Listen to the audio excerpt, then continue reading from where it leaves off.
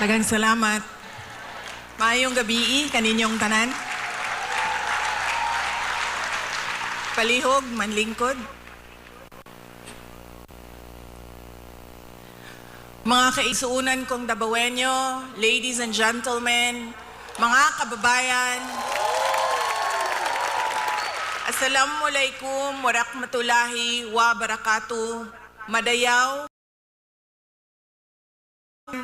magandang araw sa inyong lahat.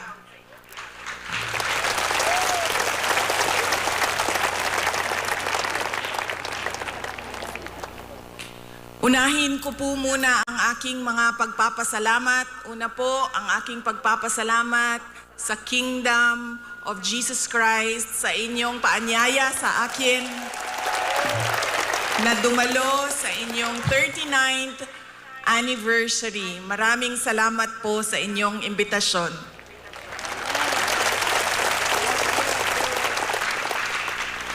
Pangalawang pagpapasalamat ko po ay mula po sa akin personal. Ang pagpapasalamat ko sa tulong ninyo, sa kampanya ninyo, sa suporta ninyo at sa boto ninyo para sa akin nung nakaraang halalan ng taong 2022.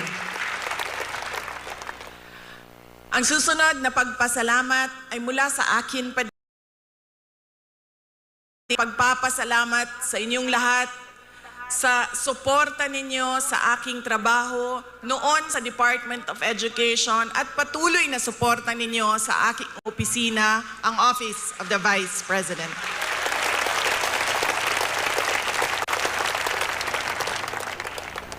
At ang huling pagpapasalamat ay mula po sa aming pamilya, ang pamilya Duterte. Napakalaki ng utang na loob namin sa inyong lahat, mga kababayan, sa pagkakataon na ibinibigay ninyo sa amin na makapaglingkod sa ating minamahal na Pilipinas. Maraming salamat po.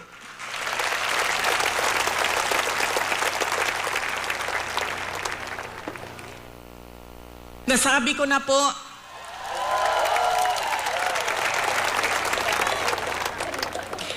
unahin ko po muna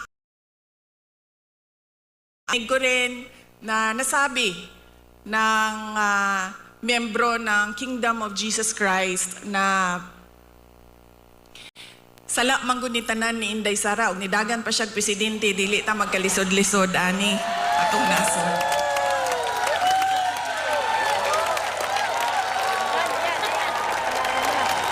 In another forum, I will thoroughly explain myself kung bakit ganon ang nangyari at ganon ang desisyon ko. Pero sa ngayon, hinihingi ko lang ang patawad ninyo na nagkamali ako.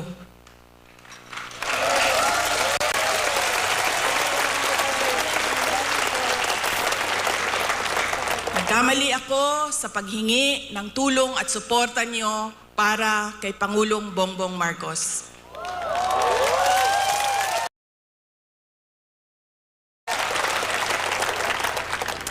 I was on the mistaken belief that we were together on the platform of unity and continuity. Nagkamali ako, kaya hinihingi ko ang patawad ninyo.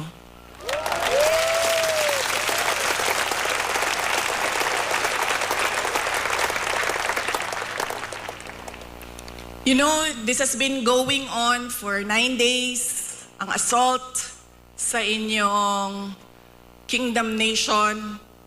At I could not come earlier dahil meron ding atake sa opisina ng pangalawang Pangulo. At hindi ko maiwanan ang aking mga kasamahan doon sa Office of the Vice President.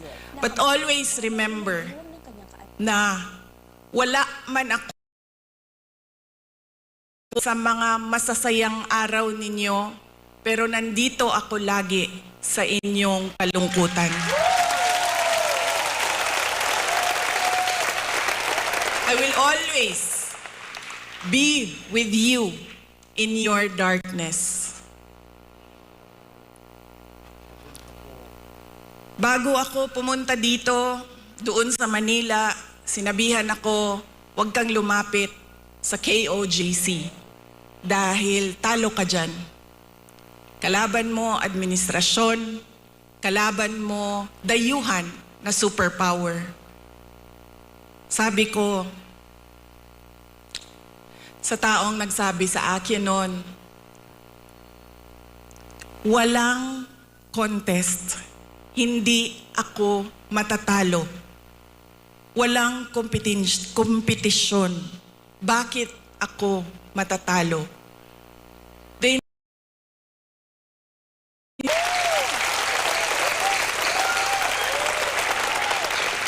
They may only be 8 million around the world.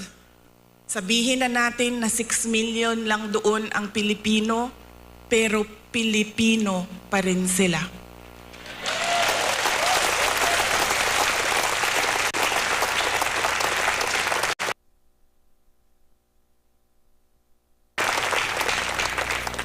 Noong ako ay naging Vice President, isa sa lagi na problema natin, hindi lang dito sa Davao City, but sa iba't ibang lugar ng Pilipinas, ay ang disaster response.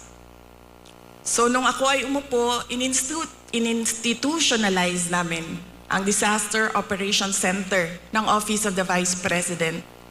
Ang aming paghahanda ay disaster response. Pinaghandaan namin ang baha, pinaghandaan namin ang deluge,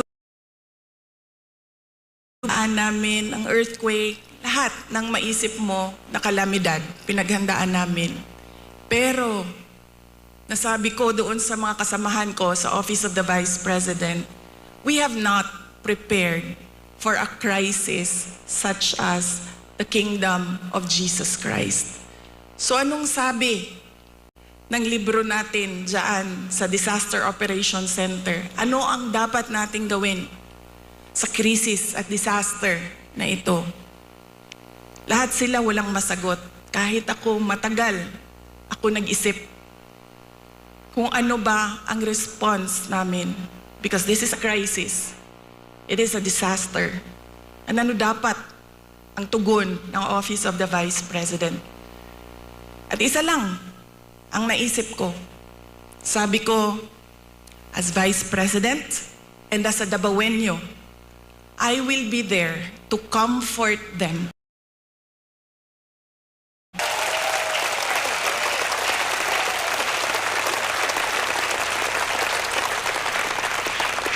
I have a moral obligation to assist them if they feel that they are persecuted. Kahit kukunti lang sila, trabaho ko yan bilang pangalawang Pangulo.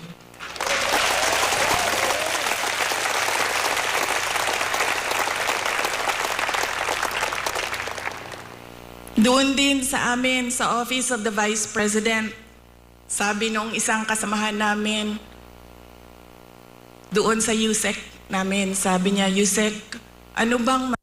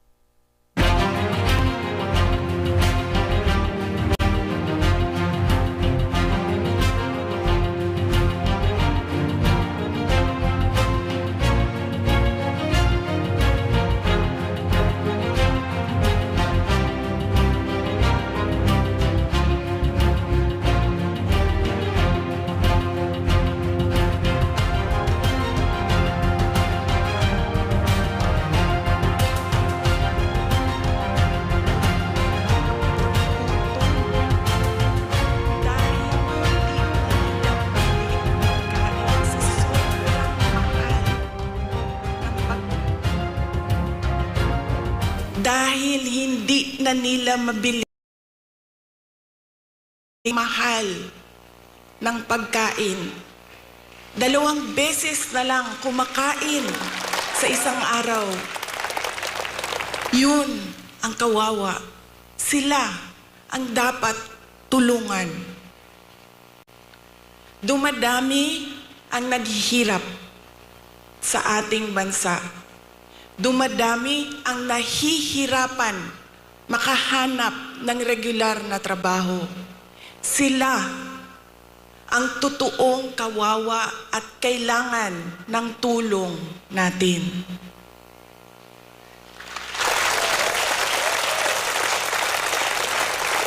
Ilang beses sa pag-atake sa akin, paulit-ulit ko sinabi, magtrabaho muna tayo.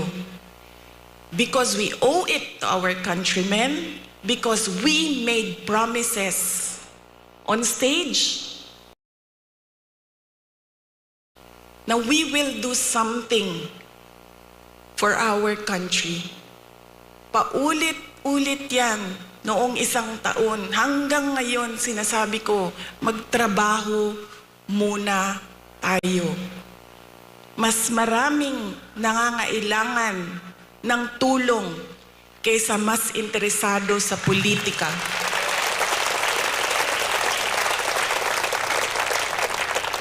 Pero this might is not about me and my problems.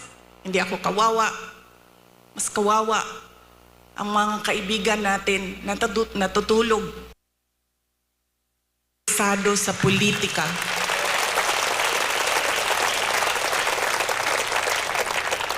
Pero this might is not about me and my problem. Tandaan ninyo, hindi kayo kawawa.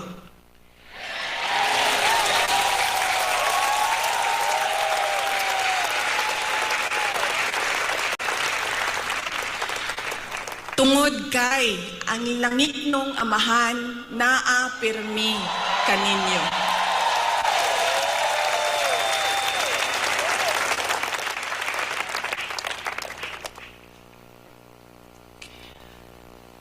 Noong isang araw, kausap ko yung SMNI President. Sabi ko sa kanya, Sir, bigyan mo ako ng update sa mga tao.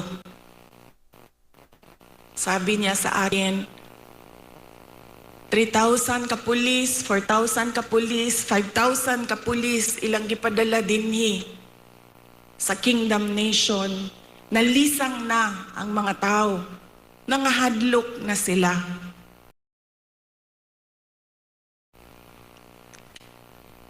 Mali nga malisang. Mali nga mahadlok. Kay bao mo nga no? Gipadalhan mo og 5,000 kapulis na inyong istoryahon, na inyong ipasabot, na unsa na ang atong nasod, asa na ang rule of law.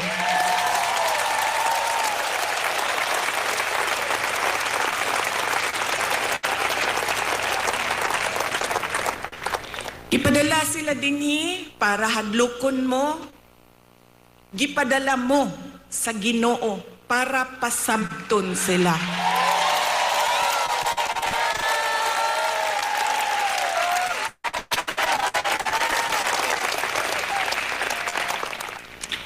If they come from us, the Kingdom Nation is the expert on peace. Kay bao mo anak.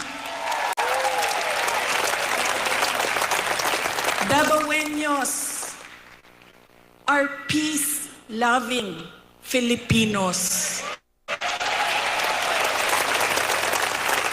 And in fact, dili lang Dabaweños, because the Kingdom Nation citizens can be found all over the country and around the world.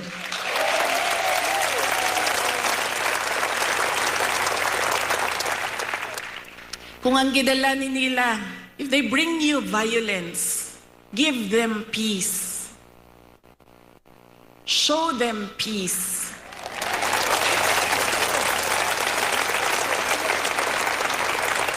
Make them understand that this is not about, this is about the abuse of power and the assault on the freedom of religion. Because the kingdom, nation, citizens can be found all over the country and around the world.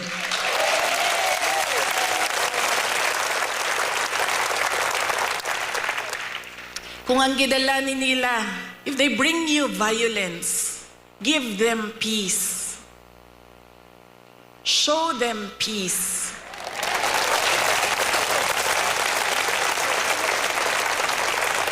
Make them understand that this is not about me and you. This is about the abuse of power and the assault on the freedom of religion.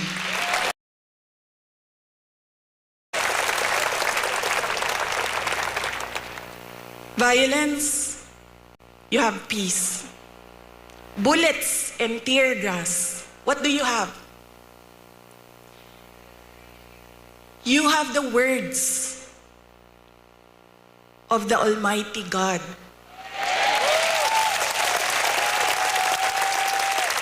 You have the Bible. Padalhan mo nila og bala, tirahon mo og tear gas. Preach to them the words of God.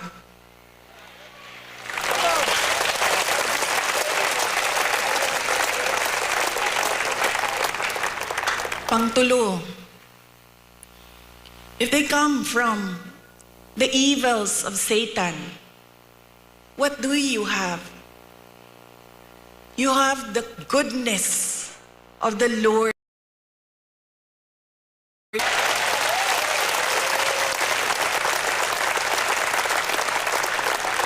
And always remember, kahit saan ka man pumunta, lahat nagsasabi, good triumphs over evil.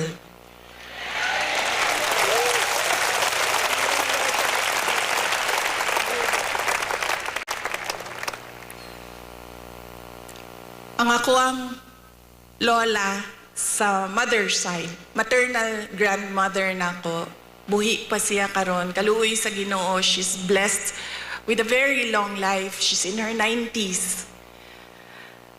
Lumad sila dinhe sa Davao del Sur ug Davao City, sa Padada, Davao del Sur ug diri sa Davao City. Ang iyahang trabaho is magmaligya o kaniadtong panahon, mga 1960s, 1970s, mamaligya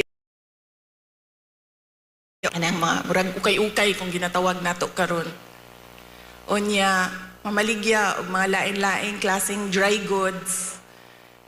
Nakaadto siya og baklaran, na maligya siya og mga sandals, nga mo ang ginabaligya kaniadto. Sa iya ako nakakaton og kanang dili maghulat nga naay customer, kundi tawagon nimo dapat ang customer, pasudlon nimo sa imong tindahan. Doon na siya'y pulong sa ako tong batanon pa ko. Kebaw mo, diri manggod sa ato sa Pilipinas, when you are outspoken, when you are opinionated, when you are headstrong, ang tawag sa imuha maldita.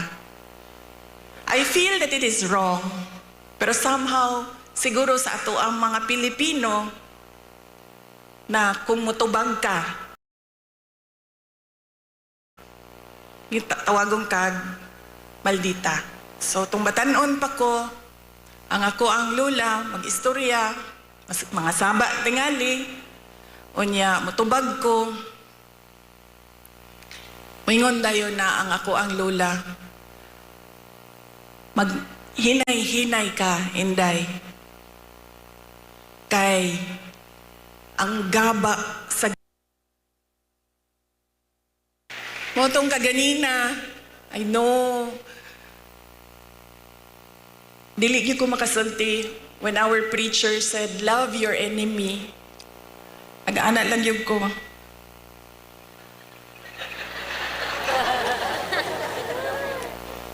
Wala pa ko sa punto sa mga miyembro. I am not in that level of spiritual enlightenment na I can love my enemies.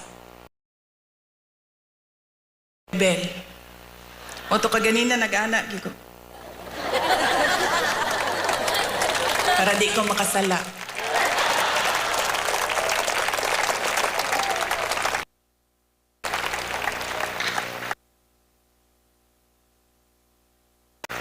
But you know, para sa ako dili man ako sila mamahal. I cannot bring myself to love them. Pero ang akong verse, pulong para kanila mao ang gaba sa Ginoo, di yun magsaba.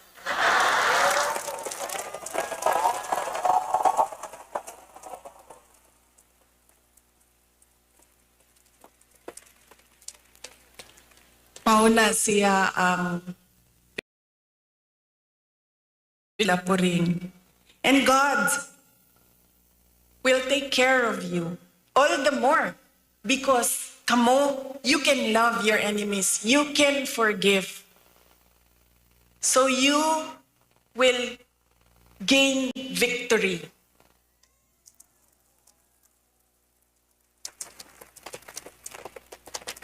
God will be there, will always be behind you, around you, above you, underneath you, to cradle you, to shelter you. Because you know His power over all of us.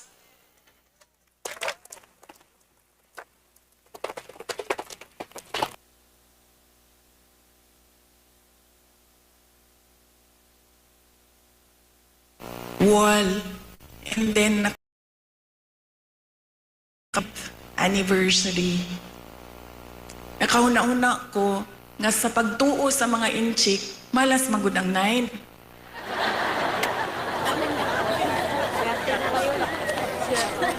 Moto na kaanak ko, siguro sundon na to. Wala may mawala sa to Kung sundon na to ang tinuuan sa mga inchik, nga dili gyud ka mag-celebrate og 9. So this is our 40th anniversary.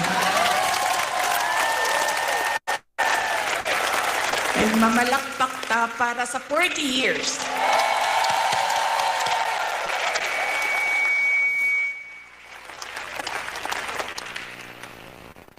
You have come a long way from 1 to almost or approximately 8 million around the world.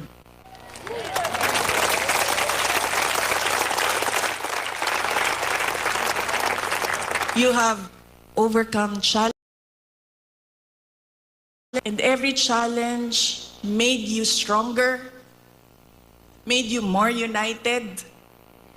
And we can see that now. There is another challenge before you, pero naagihapon mo sa ngalan sa Ginoo.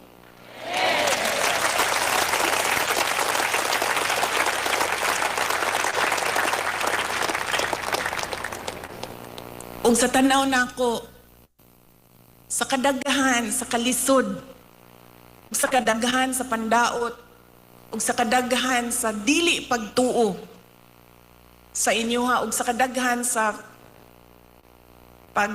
kanang kansyaw ba sa inyong pagtuo. I think you will reach 100 years or more.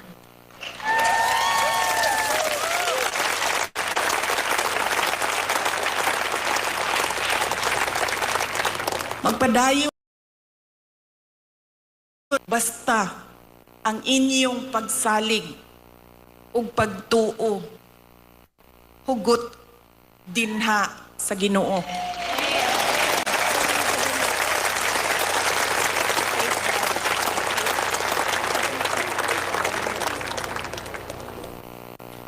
During COVID, it was a experience as mayor. It was an experience that I do never want to go through again. The COVID-19 pandemic. Dili na ko ma-explain sa inyo ang kalisod atong panahon na to.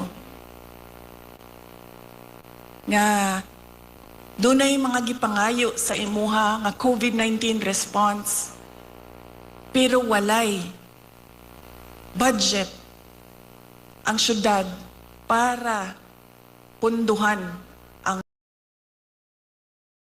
COVID-19 response. Daghan kaayo TTMF, PPEs, suporta sa mga frontliners, health workers.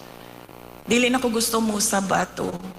Pero doon ako'y mensahe sa mga Dabawenyo, maupod ang mensahe nako sa inyo ha, karon dili lang sa mga naa dinhi sa Davao City, kundi sa tanan nga miyembro sa Kingdom of Jesus Christ. And that is, we will not break.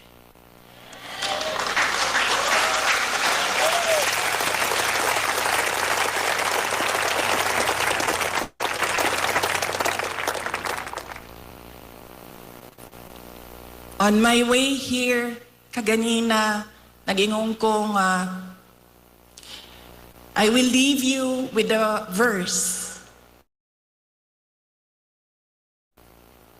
Nangita ko og verse, butang na ko dito, of being afraid. Na doon ay isa, on top of the list, which will guide you, which will guide me, which will guide our countrymen through these dark times of our nation. And that is Psalm 23, verse 4. Even though I walk through the valley of the shadow of death, I will fear no evil, for you are with me.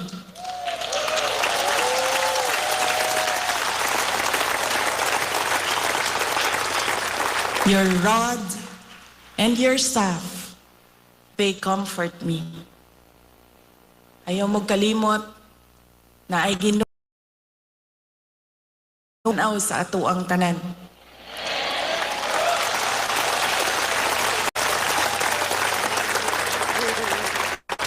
Og ang iyahang gaba, dili magsaba.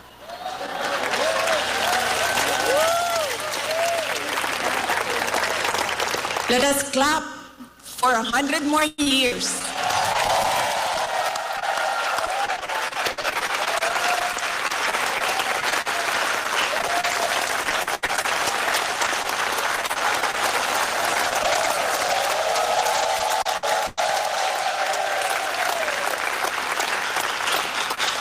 Ulitin ko ang aking kasiyahan na makasama ko kayo sa inyong 40th anniversary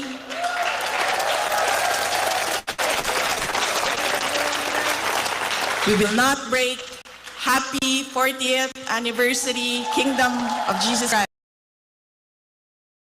Save the Philippines. Shukran.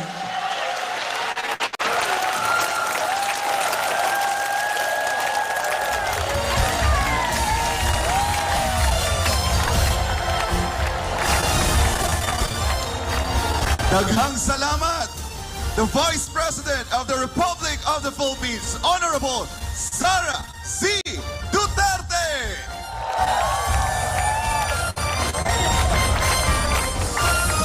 Thank you very much to our Vice President. Palakpakan naman natin ang ating ama. Happy 39th anniversary to all the members of the Kingdom of Jesus Christ. 40th na daw, sabi niya. Nabibigin dahil hindi lamang sa mga kasamahan natin sa loob ng KOJC compound, kundi mo sa lahat ng mga nanonood sa atin all over the world via SMNI. At tunay nga, Sister Hannah, hindi tayo pinaba... Sister Hannah, hindi tayo pinababayaan ng ating dakilang Ama.